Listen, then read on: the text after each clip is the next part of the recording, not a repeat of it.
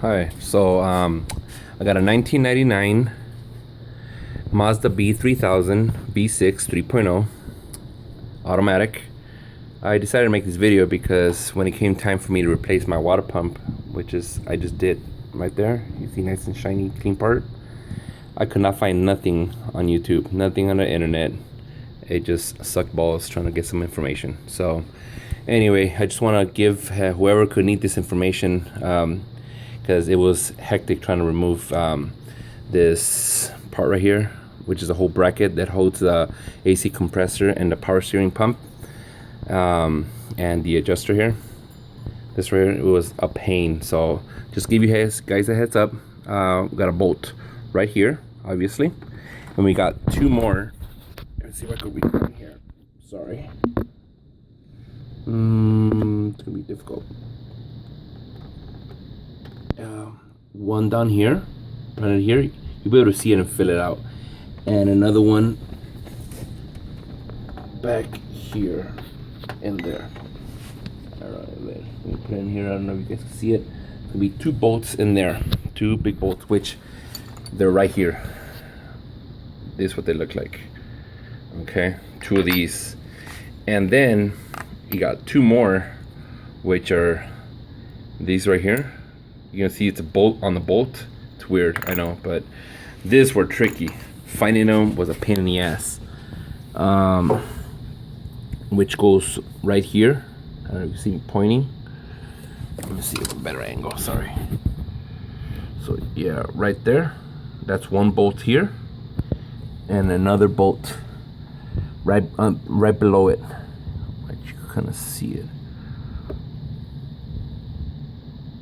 I'm sorry, but they're basically perpendicular to each other. You know, one here and one down and a little bit to the left, and you'll see it right there. I don't know if you can see me pointing to it, but anyways, it's right there. These two go right there. Once you take those four, one, two, three, four bolts off. I'm sorry, 1, 2, 3. Yeah, 1, 2, 3, 4, 5. Once you get those 5 bolts off, this whole assembly right here, this whole assembly comes right off, and you don't have to remove this the connector that goes to the AC dryer right here. You don't have to remove that.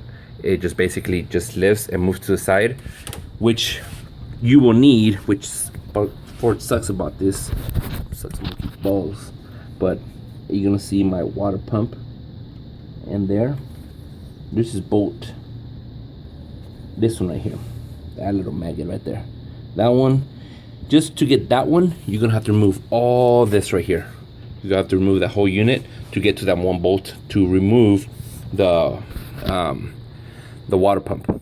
So once you move that, I kind of put it back together already. I'm gonna have to remove it again tomorrow morning. I'm sorry, on Monday, because with my luck, that thermostat housing, which is this right here, you're gonna see this right here. This is called it's called the elbow right here. This is the elbow, which is where the heater hose right here. This heater hose comes over here and connects to here. All right. Well, I took that off. This one right here. Let me show you where it's at. That bad boy. That's what happened. And this is what happens if you don't use coolant and you just want to use water. It corrodes this crap out of your stuff. This right here. See my sensor? This is the temperature sender sensor. It's the sender one, not this one right here. Here's the other one. There's two of them. One to the core, which is your temperature sensor, which basically sends to the computer, and this right here sends to your gauge. This actually is the one who sends it. That's what's called the temperature sender. And the difference is this one has a square little notch to a tip, and this one here looks more like a little bullet. So you see the difference. That's a sender. The sender goes here. I'm sorry. Sender goes here, and the sensor goes right here. You know, this one goes to the computer, this one goes to the gauge. So anyway, this right here goes get this out of the way, show you a little better. This one goes right here, goes right there, and then you got your sender sensor goes on top here, and then you got your hose, which this, believe it or not, kind of tucks right here. It's supposed to go in there. Kind of, it broke the weld. You can see it broke the weld right here, you know, and it broke off. And once I replaced my radiator, I had all the pressure built up, and this couldn't hold it, so this burst. So I had to go replace it. And of course, nobody carries it, but what do you call it? Mazda, the dealership, or the Ford. Which luckily I found that at the Ford dealership, because the Mazda had a back order for about a week, so no, that was gonna happen. So anyway, I replaced that.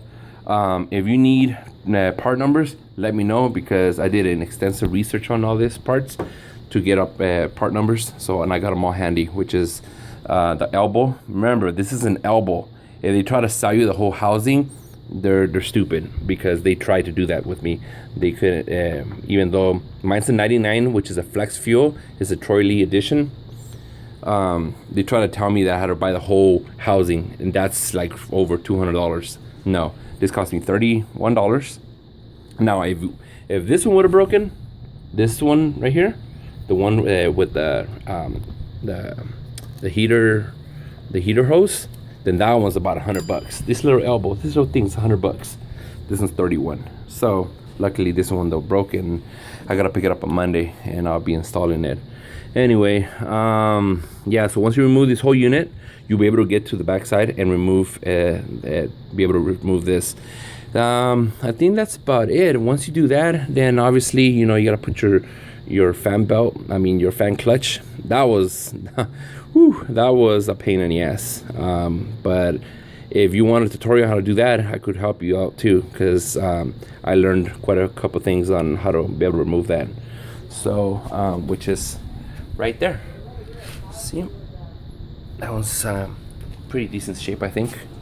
So anyway, that's it for now. Sorry for if it doesn't make any sense, but I'll try to do a better one and replace it with this one. But this one will do for right now if you need help.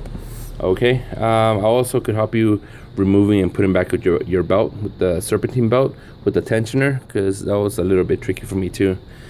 And I'm not a mechanic, but I like to save a few bucks, and I just YouTube and kind of look around and see how I could get a good deal by doing it myself. Anyways, let me know, and I hope you enjoy this.